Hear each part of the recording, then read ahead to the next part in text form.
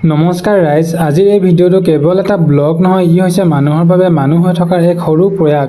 এইবাৰ অহা বানপানীয়ে বহু পৰিয়ালৰ মুখৰ হাঁহি কাঢ়ি লৈ গ'ল। কিছুমান মানুহে ঘৰ হেৰুৱালে, কিছুমান নিজৰ জীৱনজোৰা সপোন। এনে সময়ত তেওঁলোকক আটাইতকৈ বেছি প্ৰয়োজন হয় আমাৰ সহায়, আমাৰ মৰম আৰু আমাৰ সাহস।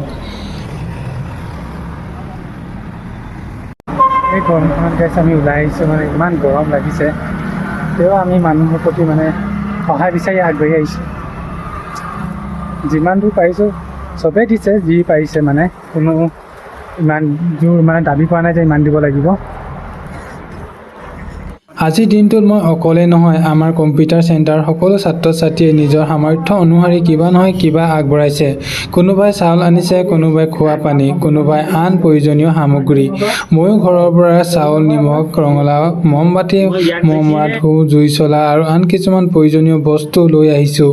আমি হয়তো বহুত ডাঙৰ সহায় কৰিব পৰা নাই, কিন্তু মনৰ পৰা কৰা সৰু সহায় এটাও কাৰোবাৰ বাবে ডাঙৰ আশাৰ পোহৰ হ'ব পাৰে। মনত ৰাখিব, দান কেতিয়াও ধনৰ পৰিমাণেৰে ডাঙৰ নহয়, দান ডাঙৰ হয় হৃদয়ৰ আন্তৰিকতাৰে। যদি আপোনাৰ সামৰ্থ্য আছে তেন্তে অলপ হ'লেও আগবঢ়াওক। হয়তো আপোনাৰ এটা সৰু সহায়ে আজিৰ দিনটো কোনো এটা পৰিয়ালৰ হাঁহি ঘূৰাই আনিব পাৰে। আমি এতিয়া ব্ৰেড কিনিবলৈ আহিছোঁ। ব্ৰেড আছে নে? 10 টকীয়া ব্ৰেড কিমান আছে? 60টামান। কিবা এটা কমাই ল'ব, ডনেশ্যন দিবলৈ যাম। মানুহ হিচাপে আমি যিমান সফল হওঁ সিমানেই দয়ালু হোৱাটো প্ৰয়োজনীয়। কাৰণ শেষত মানুহে মনত ৰাখে আপুনি কিমান ধনী আছিল, সেয়া নহয় আপুনি কিমানজনৰ মুখত হাঁহি বোৱাইছিল। বহুত মানুহে ভাল পাইছে আৰু কিছুমানে আশীৰ্বাদো দিছে আমি এনেকুৱা কাম কৰাৰ বাবে। ডনেশ্যন বিচাৰি অহাৰ পাছত আমি বস্তুবোৰ পেক কৰিব ল'লোঁ। বস্তুবোৰ পেক কৰি হোৱাৰ পাছত আমি বেটেৰী এখনত লোড কৰিলোঁ।